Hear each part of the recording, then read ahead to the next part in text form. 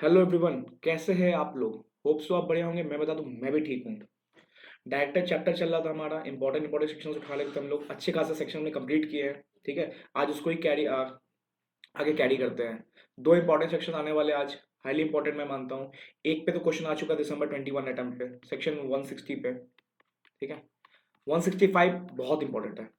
ठीक है, प्रैक्टिकल बोल रहा हूँ। प्रैक्टिकल एस्पेक्ट से भी वो तो इंपॉर्टेंट है जहाँ आप करने जाओगे कंप्लाइंस ऑडिट कभी, और खुद के लिए भी जान लो जब डायरेक्टर बनने जाओगे उसके लिए भी 165 हाईली इंपॉर्टेंट है, 160 भी हाईली इंपॉर्टेंट है। इसमें ये बताता है कि डायरेक्टर लोग कैसे बनते हैं। ठीक है सर, आपका फोटो नहीं आ रहा। हाँ, दिल्ली में कल रात बारिश हुई। बारिश होने के बाद थोड़ा पता नहीं, वाईफाई नेटवर्क कनेक्शन मेरा इंटरप्ट हो गया, तो मैंने बुलाया है। ठीक हो जाएगा, बट ठीक है, एक दिन बिना फोटो के भी चलेगा। सो नहीं तो, और मैं बता ही तो रहा हूँ सब कुछ सही से। चलो ठीक है सर, आज कौन सा सेक्शन उठाने वाले हैं सर। सीक्वेंस चलते हैं थोड़ा। सेक्शन 160। 160 क्या बोलता है सर, देखो। राइट ऑफ पर्सन, सुनो आराम से बताओ, पहले हेडिंग समझ लो। Other than retiring director, right of person other than retiring directors to stand for directorship. ठीक है, चलो सर बताओ ये क्या है। देखो, मान लो ये पर्सन है, इसका नाम है मिस्टर बादल। ठीक है, ये है ना, दिल्ली आए, एग्जाम्पल ले रहा हूँ, और ये ना घूम रहे थे। तो इनको मन किया ना यार, रिलायंस कंपनी है यार, रिलायंस कंपनी बहुत अच्छी लग रही है मेरे को देखने में। क्यों ना इस कंपनी का डायरेक्टर बन जाओ। क्यों ना मैं इस कंपनी का आके डायरेक्टर बन जाऊं। बादल को लगा क्यों ना मैं इस कंपनी का आके डायरेक्टर बन जाऊं। तो बादल क्या करेगा, बादल को कुछ क्वालिफिकेशन होल्ड करना है डायरेक्टर बनने के लिए। कोई क्वालिफिकेशन लिमिट है या कुछ भी ऐसा है कि जो बादल को फुलफिल करना पड़ेगा डायरेक्टर बनने से पहले। ठीक है, तो वही सब देखेंगे कि यार कोई भी आद पर्सन डायरेक्टर कैसे बनता है किसी कंपनी में। हमने फर्स्ट डायरेक्टर पे देखा था कि हाँ, वहाँ पे एओ में नाम लिखा होगा, सब्सक्राइबर टू द एमओए बन जाते हैं डायरेक्टर, फर्स्ट डायरेक्टर। उसके बाद थंब रूल क्या बोलता है, जनरल मीटिंग मतलब एजीएम ईजीएम दोनों होता है, उसमें क्या होता है, ओआर पास करके डायरेक्टर बनते हैं। तो बादल भी तक से ओआर पास करके डायरेक्टर बनेगा। तो लेकिन बादल ये देखो, ओआर पास करके लोग डायरेक्टर बनते हैं, बट यहाँ पे बोलता है कि डायरेक्टर ये बनने से पहले की रिक्वायरमेंट्स क्या क्या करनी पड़ेगी बादल को, ये पढ़ना है मेरे समझ में। और सर और कौन डायरेक्टर सर यहाँ पे, other than retiring director. Sir retiring director other than मतलब सर 152 में हमने पढ़ा था रोटेशनल नॉन रोटेशनल डायरेक्टर। तो ये देखो, रोटेशनल डायरेक्टर जो होता है हमने पढ़ा था 2/3 निकलता है, फिर उसमें से 1/3 रोटेशनल, 2/3 रोटेशनल डायरेक्टर होते हैं। इसमें से 1/3 का रिटायरमेंट रोटेशन होता है। उनको भी वापस में हम जाके गेट पे खड़ा करते हैं, वापस से रीअपॉइंट कर सकते थे। तो वैसे डायरेक्टर को छोड़ के जो डायरेक्टर होते हैं ना, उनको वहाँ पे क्या क्या करना होता है। तो 152 वाले को छोड़ के जो डायरेक्टर होते हैं ना, वहाँ पे इनके क्या क्या ऑब्लिगेशन फुलफिल करनी पड़ती है डायरेक्टर बनने से पहले। कुछ पैसा जमा करने पड़ेंगे क्या, कोई भी आके किसी कंपनी का डायरेक्टर बन जाएगा क्या अभी। तो नहीं, कुछ पैसे जमा करने पड़ेंगे। मान लो कि बादल बोलेगा भाई, बादल बोल रहा है कि हाँ भाई, मेरे को टाटा का ना डायरेक्टर बनना है, मस्त लग रहा है टाटा यार देखने में। तो बादल आ गया, बोले कि हाँ डायरेक्टर डायरेक्टर बनना है, उसमें एप्लीकेशन दे दिया। अब टाटा वाले के क्या हो गया, जनरल मीटिंग हो रही है, उसमें बादल को अपॉइंट करना है कि नहीं करना है, टाटा डिसाइड कर रहे हैं। तो कुछ अमाउंट डिपॉजिट करना पड़ता है हमें। तुम डायरेक्टर बनने जा रहे हो टाटा जैसे, रिलायंस जैसी कंपनी में, तो तुम किसी पोस्ट पे तो होगे, लोग उसको वहाँ के ओआर पास करके तुम्हें डायरेक्टर बनाएंगे। क्योंकि ऑब्वियस बात है, जनरल क्या बोलता है, ओआर पास करके डायरेक्टर बनता है किसी कंपनी का कोई। तो वो ओआर पास करने के लिए तुम्हें लोग कम से कम 50% लोग तो जाने, मतलब तुम एक ऐसे पोस्ट पे हो जहाँ तुम्हें लोग जान रहे हैं, तभी तुम ओआर पास करके डायरेक्टर बन जाओगे। तो एक ऐसी ऐसी लिमिट है, कुछ पैसे जमा करने पड़ेंगे, सब देखेंगे यहाँ पे। ठीक है, चलो आगे बढ़ते हैं। मेन हेडिंग है ये, राइट ऑफ ए पर्सन। इस पर्सन की ड्यूटीज क्या है, ये डायरेक्टर ओआर पास करके तो डायरेक्टर बन जाएगा, बट ये ओआर पास आने तक ये डायरेक्टर की, ये पर्सन की क्या क्या रिस्पॉन्सिबिलिटी, क्या क्या राइट है, जो अदर देन रिटाइंड 152 वाले छोड़ के जो न्यू पॉइंट होते हैं, मतलब न्यू फ्रेश फ्रेश जो जा रहा है ना डायरेक्टर बनने कंपनी में, उसके लिए क्या है। ठीक है, जो डायरेक्टरशिप होल्ड करना चाह रहा है। परफेक्ट, चलो आगे बढ़ते हैं। सबसे पहले आराम से लिखवाऊँ, ठीक है। एक डायग्राम बनाते हुए चलूंगा, रिटन नोटिस ये देंगे। भाई बादल आया, ठीक है, इसको रिलायंस में बनना है डायरेक्टर। क्या बनना है, रिलायंस में बनना है डायरेक्टर। तो बादल सबसे पहले क्या करेगा, देखो हमें पता है डायरेक्टर कहाँ बनता है, जनरल मीटिंग मतलब एजीएम या ईजीएम। परफेक्ट। अब बादल सबसे पहले क्या करेगा, बादल सबसे पहले एक रिटन नोटिस देगा। आप कहीं भी जाते हो जॉब के लिए, आप पहले रिज्यूम देते हो अपना, तो ये जस्ट लाइक रिज्यूम टाइप का रिटन नोटिस देगा। नोटिस में वो सारी डिटेल लिख के देगा। और रिटन नोटिस एटलीस्ट 14 डेज पहले होनी चाहिए। ठीक है, 14 डेज क्या होना चाहिए, पहले होनी चाहिए। 14 days before the meeting. Sir कौन सी मीटिंग, चाहे वो जनरल मीटिंग एजीएम हो या ईजीएम हो, मीटिंग से मतलब नहीं है, एजीएम या ईजीएम, ठीक है, मीटिंग कोई भी होगा, अगर एजीएम होने वाला है तो एजीएम, अदरवाइज एक्स्ट्राऑर्डिनरी मीटिंग तो होता ही है ईजीएम। तो मीटिंग से पहले क्या देगा, 14 डेज। सर ये एग्जाम में क्वेश्चन आया था दिसंबर 21 में, ठीक है। छोटे पॉइंट से मैं बोला इग्नोर करते हैं लोग ये सेक्शन को, 160 को, बट एग्जाम में सर आ चुका था, एग्जाम में इसने दस्तक दे दी थी अपनी। तो रिटन नोटिस 14 डेज पहले क्या देगा, कंपनी के देगा। कंपनी में कहाँ देगा, रजिस्टर ऑफिस में। ऑब्वियस बात है, कंपनी में थोड़ी ना कंपनी का एमडी या उसको देगा, रजिस्टर ऑफिस में क्या करेगा, प्लेस करेगा रिटन नोटिस, ठीक है। तो ये रजिस्टर ऑफिस में प्लेस करेगा। तो ये बादल खुद आ रहा है, या मान लो कोई पर्सन मेंबर है कंपनी का, मान लो रिलायंस के कोई कंपनी में मेंबर है मिस्टर श्याम, वो बादल का नाम देना चाह रहे कंपनी में एज अ डायरेक्टर। तो दोनों केस में क्या होगा, बादल को 14 दिन पहले एक रिटन नोटिस देना पड़ेगा, ठीक है। तो 14 दिन पहले एक रिटन नोटिस मैंडेटरी है। मान लो जनरल मीटिंग होने वाली है 28 तारीख को, तो 14 दिन पहले बिफोर एक रिटन नोटिस जाना है, किसके द्वारा, बादल के द्वारा, या मान लो श्याम जो मेंबर है कंपनी के, वो एक कैंडिडेट अपॉइंट कर रहे हैं बादल को एज अ डायरेक्टर। तो रिटन नोटिस 14 डेज पहले जाना जरूरी है, ठीक है। परफेक्ट। अब उसको आगे देखते हैं। अब सर एक बात बताओ, सिर्फ नोटिस, चलो बादल ने आया, बादल ले आया, नोटिस दे दिया 14 डेज पहले, परफेक्ट, नोटिस दे दिया कि मैं क्या करने वाला हूं, मैं कंपनी में एज अ डायरेक्टर बनना चाहता हूं,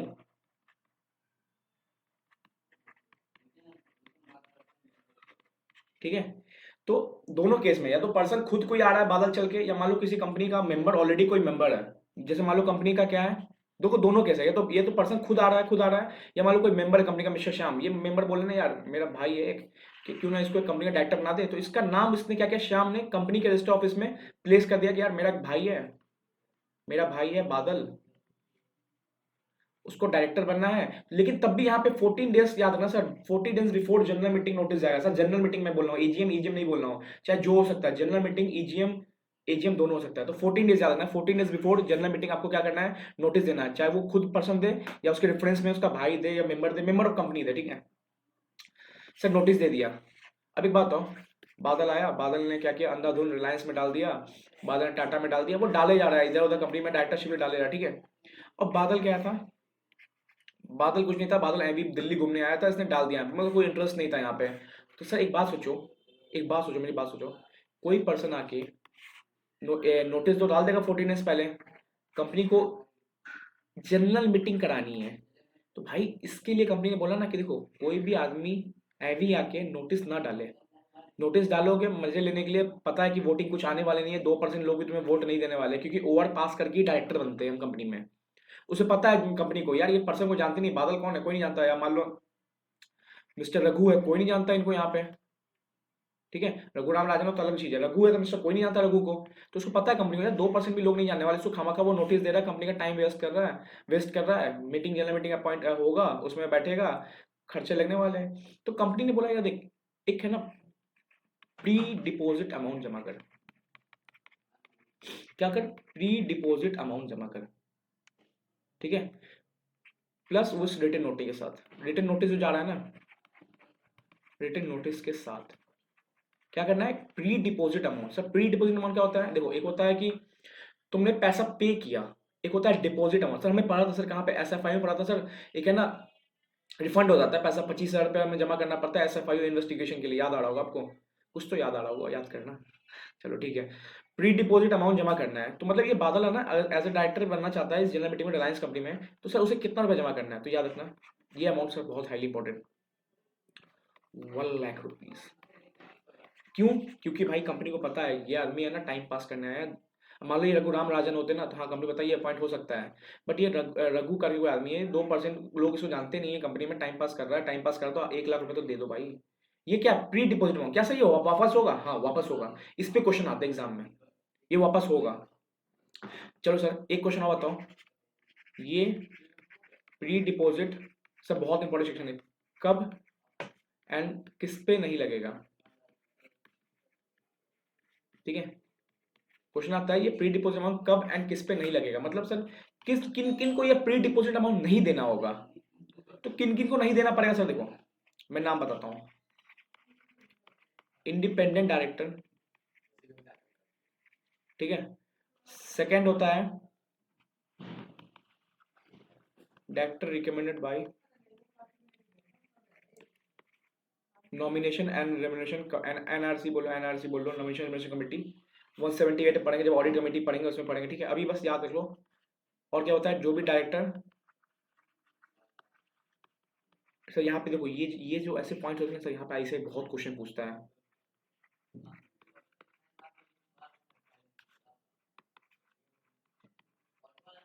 देखिए सर मतलब इंडिपेंडेंट डायरेक्टर को 1 लाख रुपए देना है आने के लिए, मालूम वो भी इंडिपेंडेंट डायरेक्टर, कोई डायरेक्टर है इंडिपेंडेंट डायरेक्टर बनना चाहता है रिलायंस में एज इंडिपेंडेंट डायरेक्टर, उसको 1 लाख देना है, नहीं।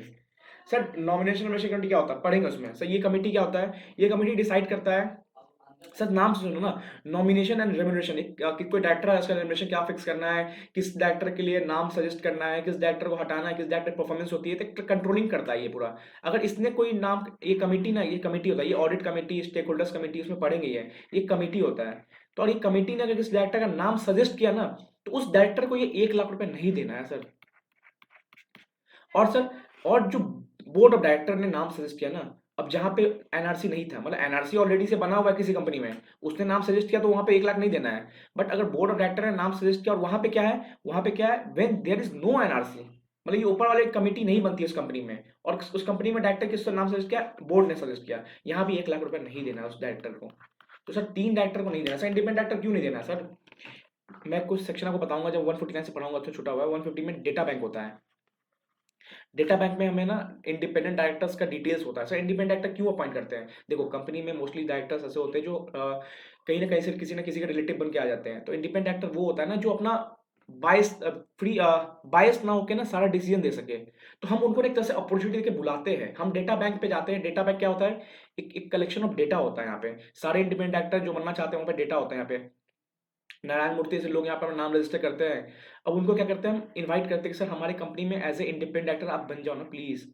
अब जब हम इतना प्यार से किसी को बुला रहे हैं एज ए इंडिपेंडेंट डायरेक्टर बनने के लिए, उनको बोलेंगे 1 लाख रुपए दोगे, भाई नारायण मूर्ति सर लोग तुम्हारे कंपनी में इंडिपेंडेंट डायरेक्टर बनने वाले हैं, तुम उनको बोलो कि सर आए आप कंपनी में आए हो, हमारा सेक्शन 160 बोलता है कि आपको 1 लाख डिपॉजिट करना पड़ेगा। बोला पागल है क्या, तो इतने बड़े इंडिपेंडेंट डायरेक्टर लोगों से तुम्हें पैसा नहीं लेना 1 लाख रुपया। तो ये 1 लाख की लिमिट कहाँ कहाँ नहीं लगेगी, जब इंडिपेंडेंट डायरेक्टर आ रहा हो, और जब एनआरसी के लोग मतलब नॉमिनेशन रेम्युनरेशन कमेटी के लोग खुद से सजेस्ट कर रहे हैं, रिकमेंड कर रहे हैं डायरेक्टर का नाम कि भैया मिस्टर एबीसी है उसको डायरेक्टर बना लो, वहां भी क्या लगेगा, 1 लाख की लिमिट नहीं लगेगी। और कम, जब बोर्ड ऑफ डायरेक्टर, देखो मोस्टली डायरेक्टर कौन सजेस्ट करता है, मेंबर सजेस्ट कर रहे हैं, डायरेक्टर खुद आ रहे हैं। बट जब बोर्ड ऑफ डायरेक्टर नाम सजेस्ट कर रहा है ना, और वहां पे क्या कोई एनआरसी कमेटी नहीं है, तब क्या होगा, वो डायरेक्टर सजेस्ट जो होता है ना उसको 1 लाख नहीं देना है। सर ये 3 पॉइंट याद रखना, बहुत इंपॉर्टेंट होता है ये, छोटे पॉइंट ऐसे बहुत क्वेश्चन पूछते हैं। परफेक्ट। चलो अब सर एक बात बताओ, डायरेक्टर ने तो नोटिस दे दिया 14 डेज पहले अब कंपनी क्या करेगा, ठीक है। मान लो मिस्टर रघु थे, इसने नोटिस दे दिया 14 डेज पहले जनरल मीटिंग के, किसको, कंपनी को। अब कंपनी क्या करेगी सर, यहां से क्वेश्चन आया था दिसंबर 21 में। तो देखो मैंडेटरी, देखो 14 डेज पहले जनरल मीटिंग में नोटिस देना है जो डायरेक्टर बनना चलेगा, मान लो जिसका नाम सजेस्ट किया। अब कंपनी क्या करेगी, ना सिंपल सा क्वेश्चन आता है, एक्शन बाय कंपनी क्या होगा, क्वेश्चन मार्क, ठीक है। तो कंपनी क्या करेगी, कंपनी क्या करेगी, यहां देखो, कंपनी करेगी, company company shall inform it's, किसको सर, सो किसको किसको, बोर्ड डायरेक्टर नहीं, मेंबर। सर क्यों मेंबर्स, भैया इन्हीं को तो डायरेक्टर को क्या करना है, अपॉइंट करना है by passing OR in GM, याद रखना सर, जो थंब रूल है डायरेक्टर अपॉइंट करने का। कहीं भी ऑडिट करने जाओ, कुछ भी करना होगा, ओआर इन जीएम होता है। एक्सेप्शनल केस में पढ़ेंगे 161 एक एक्सेप्शनल केस है इसका, ठीक है। तो ओआर इन जीएम होता है, तो इसलिए मेंबर्स को क्या करना है, कंपनी को इन्फॉर्म करना है, ठीक है। कैसे, क्या क्या किस बारे में इन्फॉर्म करना है, रिगार्डिंग द कैंडिडेचर, ठीक है। मतलब जो डायरेक्टर के लिए आने वाले, मतलब जस्ट लाइक यहाँ पे रघु, ठीक है, रघु के बारे में क्या करना है, इन्फॉर्म करना है, कंपनी को इन्फॉर्म करने को। 14 दिन पहले नोटिस आ गया अपने पास, अब कंपनी को क्या करना है, इन्फॉर्म करना अपने मेंबर्स को कि मेंबर्स ही तो अपॉइंट करने वाले जनरल मीटिंग में रघु के बारे में, कि रघु क्या होने वाला, डायरेक्टर बनने वाला है, ठीक है। अब कंपनी को कितना दिन पहले इन्फॉर्म करना है, देखो इसका रिस्पॉन्सिबिलिटी 14 दिन पहले, कंपनी का रिस्पॉन्सिबिलिटी सर 7 दिन पहले, एटलीस्ट कम से कम 7 दिन तो होनी चाहिए। 8 दिन करो कोई दिक्कत नहीं, कम से कम 7 दिन, at least before, at least 7 days before the general meeting, ठीक है। कम द कंपनी, वही shall the company shall inform its members. Perfect, company क्या करना है, इन्फॉर्म करना है अपने मेंबर्स को कि भैया हमारे कंपनी में मिस्टर रघु जी क्या होने वाले हैं, as a director post hold करने वाले हैं। आपको पहले इन्फॉर्म किया था, 14 दिन पहले रघु कर रहे हैं, 7 दिन पहले हम आपको कर रहे हैं। कौन कर रहे हैं, कंपनी कर रहा है मेंबर्स को। अब बात आता है, क्वेश्चन आता है सर यहाँ ये यही पार्ट्स पे क्वेश्चन आया था जो मैं स्टार्टिंग से बता रहा हूँ, 14 दिन 7 दिन और ये वाला कैसे इन्फॉर्म करेगा।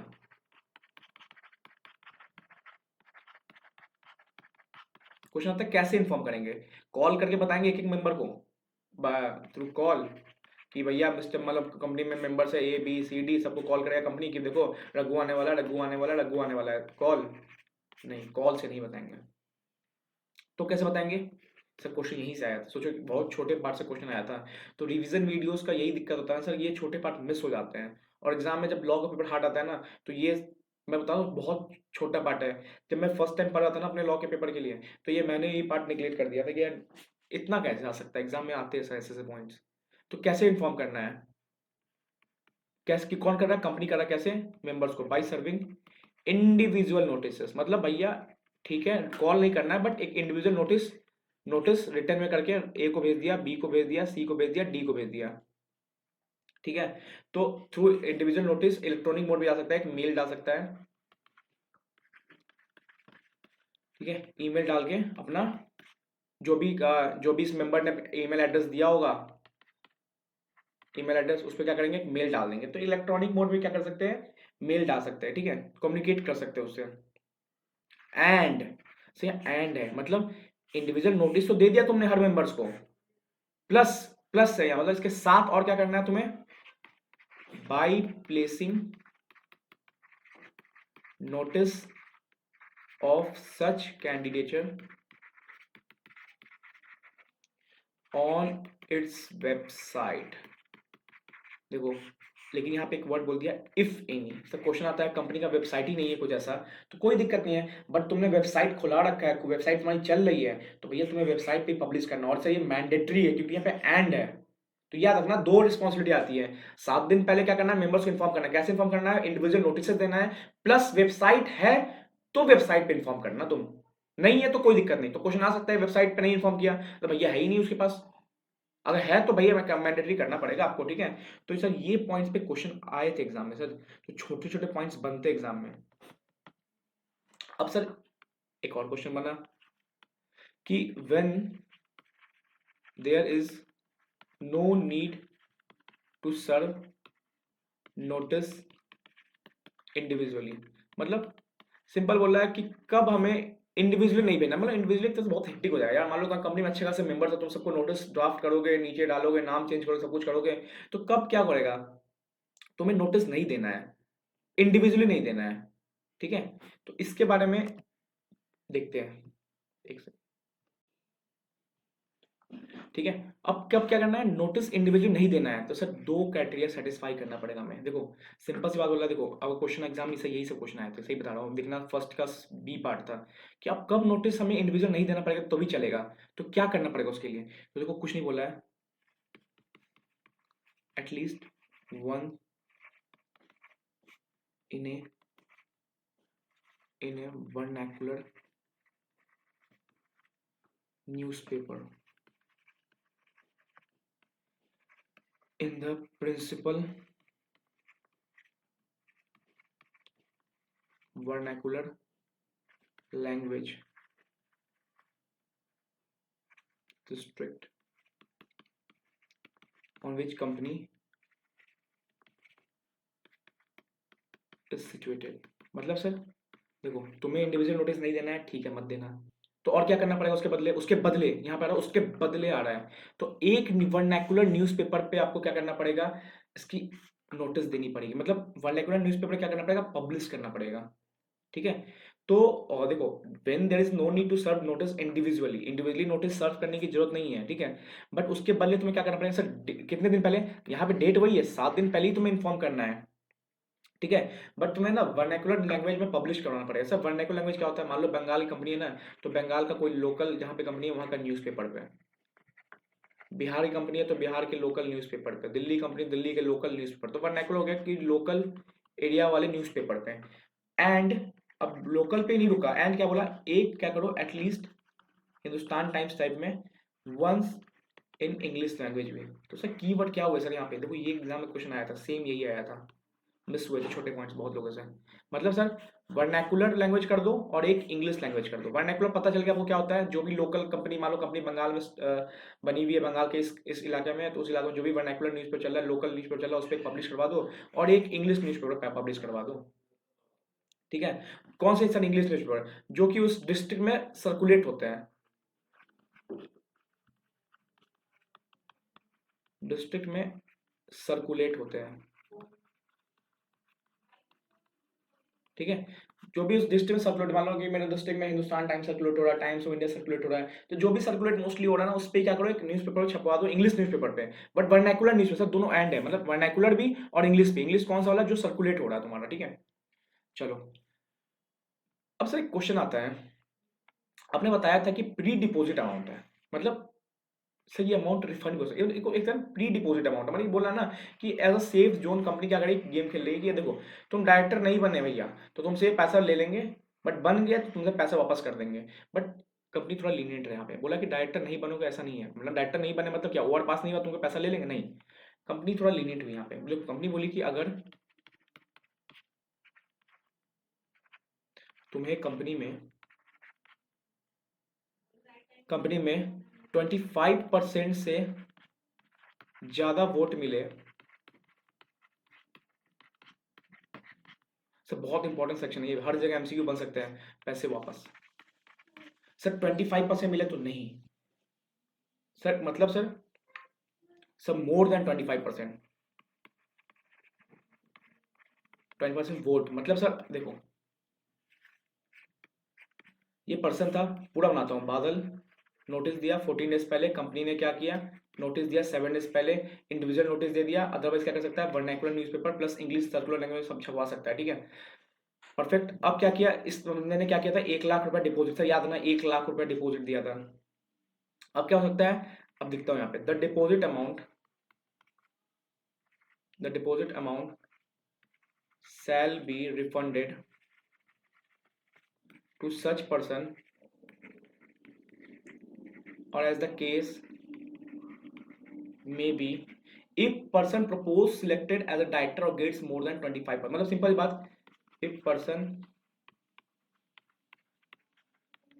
obtain votes more than 25%, मतलब 25% ही नहीं, मोर देन 25% बोला है यहाँ पे, ठीक है। तो ये याद रखना सर, वोटिंग कैसे होगी, ठीक है। तो टोटल वैलिड वोट्स कैसे होगा, either bye show off hands और पोल, जैसे भी वोटिंग हो।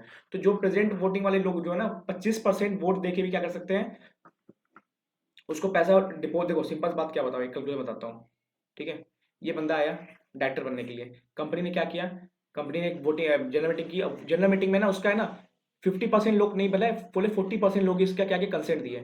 तो भैया बोल दिया देखो 25% से ज्यादा लोग तुम्हें जान रहे हैं ना, तो ठीक है तुम डायरेक्टर तो नहीं बन सकते, हम तुम्हारा पैसा वापस कर देंगे। तो पैसा वापस करने की लिमिट है 25% से ज्यादा, डायरेक्टर बनने की लिमिट स्टिल 50% ओवर वाला है। बट मान लो कि बोल दी कि पैसा वापस तब हो जाएंगे, तुम्हारे डिपॉजिट अमाउंट रिफंड हो जाएगा तुम्हारा, जब तुम्हें 25% से ज्यादा लोग जान रहे हैं, मतलब एक बोला कि हाँ तुम थोड़ा जान पहचान के लोग हो, ठीक है, 50% नहीं बने तो पैसा वापस हो जाएगा, मतलब तुम्हारा जेन्युइन केस आया था डायरेक्टर बनने का, ठीक है। परफेक्ट। परफेक्ट, ये केस याद है सर, 25% नहीं है, मोर देन 25% है। अब बस इसमें याद है ना, एक और इंपॉर्टेंट है, निधि कंपनी जो होती है ना, निधि कंपनी में 1 लाख की जगह 10,000 रुपये है, ठीक है। तो मतलब निधि कंपनी में कोई डायरेक्टर बनना चाहता है तो उसको 1 लाख देना पड़ेगा, नहीं, उसको क्या देना पड़ेगा, उसको देना पड़ेगा 10,000 रुपया। तो सर ये बात बहुत याद रखना, निधि कंपनी का एमसीक्यू कभी भी बन सकता है आपके पास, ठीक है। निधि कंपनी का एमसीक्यू कभी भी आपके पास बन सकता है, और वही सेम क्या है, 25% वोट वाला है, तो 25% वोट कोई ओवर मतलब 25% नहीं से मोर देन 25% वोट, मतलब सर 26% वोट आए उसके तो डायरेक्टर बनेगा नहीं, डायरेक्टर नहीं बनेगा बट उसका पैसा वापस हो जाएगा सर। 25 आए तो पैसा भी वापस वापस नहीं होगा, 24 आए तो पैसा वापस नहीं होगा।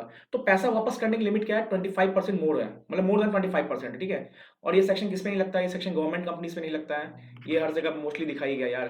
गवर्नमेंट कंपनीज में नहीं लगता, सेक्शन 8 कंपनीज पे, सब्सिडी ऑफ गवर्नमेंट पे नहीं लगता, बट एक सी लिमिट होती है।